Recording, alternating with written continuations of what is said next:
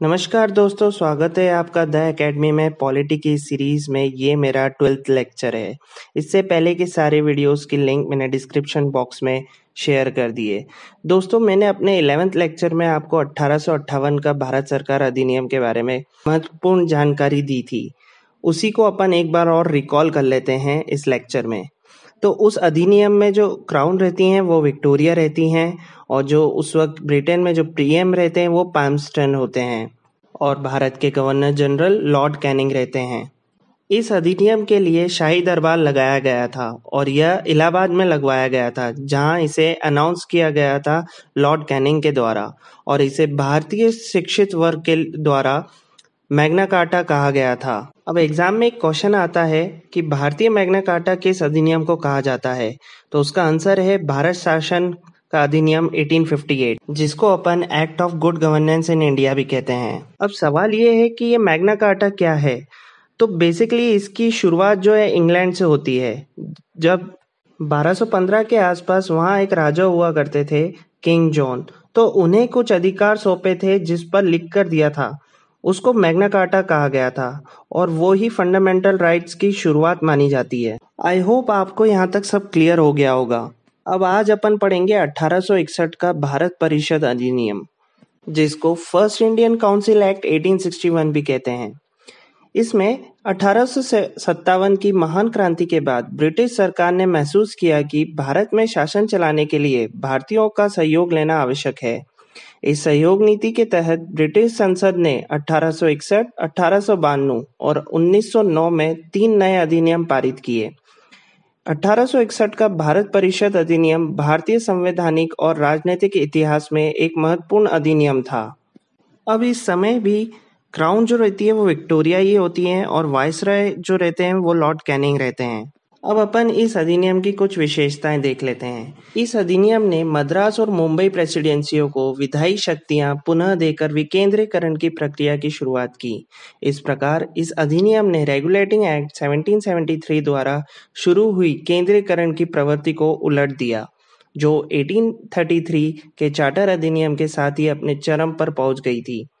इसका मतलब ये कि विधायी व न्यायिक शक्तियों का पुनः विकेंद्रीकरण प्रारंभ हो गया। 1733 व 1833 के द्वारा प्रारंभ केंद्रीकरण की प्रवृत्ति को कम किया गया। दोस्तों, आपको याद होगा 1833 के अधिनियम में जब बंगाल के गवर्नर को गवर्नर जनरल ऑफ इंडिया बनाया गया, तो बम्बई मद्रास की शक्तियां पूरी गवर्नर जनरल ऑफ इंडिया के पास चली गई, और इसे ही कहा जाता है केंद्रीकरण, सेंट्रलाइजेशन ऑफ पावर। तो फिर अब इस अधिनियम के बाद वापस से पुनः विकेंद्रीकरण किया जाएगा, और वापस से ये शक्तियां इनको दी जाएगी। और दूसरी बात कि 1774 से सुप्रीम कोर्ट था फोर्ट विलियम, जो कि कोलकाता में था। फिर पूरी जुडिशरी पावर भी एक जगह थी, पर अब इस अधिनियम के द्वारा जुडिशरी को भी बांट दिया जाएगा, और भारत में शुरुआत होगी उच्च न्यायालयों की, और साथ ही साथ भारत में और प्रांत बना दिए जाएंगे, और उनमें विधान परिषद भी बनाई जाएगी। अब सवाल ये है कि विकेंद्रीकरण होगा कैसे विधायी और न्यायिक शक्तियों का। तो अगर हर कानून केंद्रीय सरकार बना रही है तो आप बोलेंगे केंद्रीकरण हो रहा है, सेंट्रलाइजेशन ऑफ लेजिस्लेशन बोलेंगे। लेकिन केंद्रीय कुछ कानून बना रही है और राज्य भी कुछ कानून बना रही है, तो इसे बोलेंगे विधायी विकेंद्रीकरण।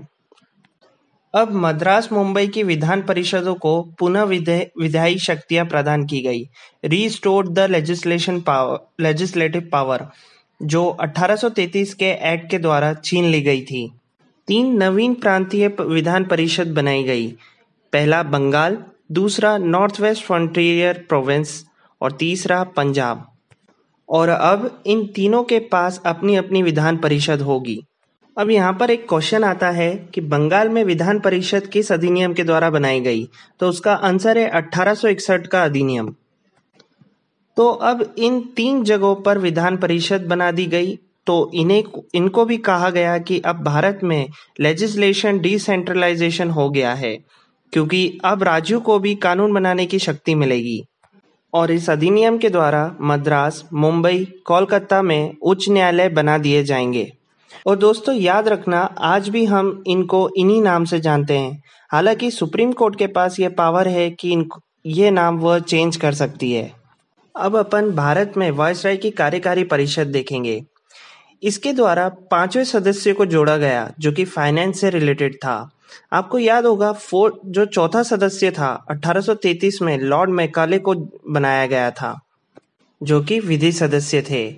और अब इस अधिनियम में 6 मेंबर भी जोड़ा जाएगा जो कि पीडब्ल्यूडी डिपार्टमेंट से होगा 1874 में। मैंने अपने पिछले लेक्चर में बताया था 1793 के एक्ट में इसमें 4 सदस्य थे। फिर पिट्स इंडिया एक्ट के द्वारा इसमें केवल 3 ही बचे।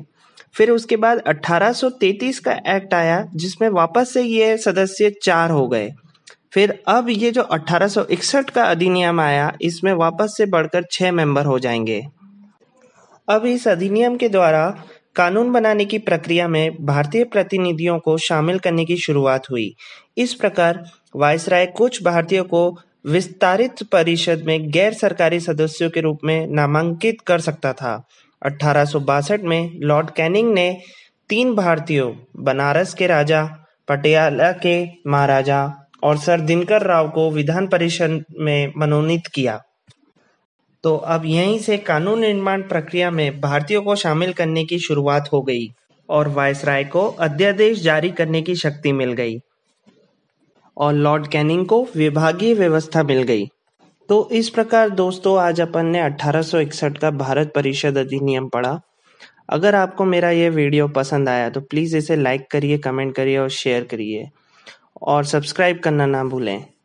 Thanks for watching.